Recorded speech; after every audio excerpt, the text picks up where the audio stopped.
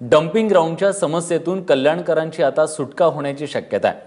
आधारवाडीचं dumping ground येत्या 1.5 वर्षात बंद करण्याचा निर्णय कल्याण डोंबिवली महानगरपालिकेचे आयुक्त ई रवींद्रन यांनी केली आहे।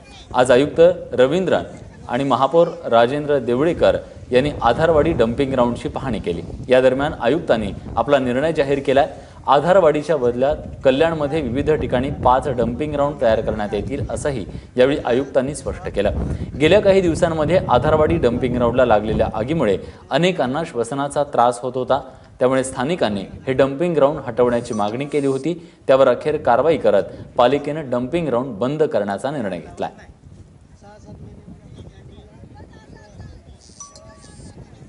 डम्पिंग ग्राउंडची पूर्ण क्लोज करण्यासाठी आम्ही सायंटिफिक क्लोजर कसं करता येईल याच्या ऑलरेडी मागासाहेबांनी मंजुरी दिली।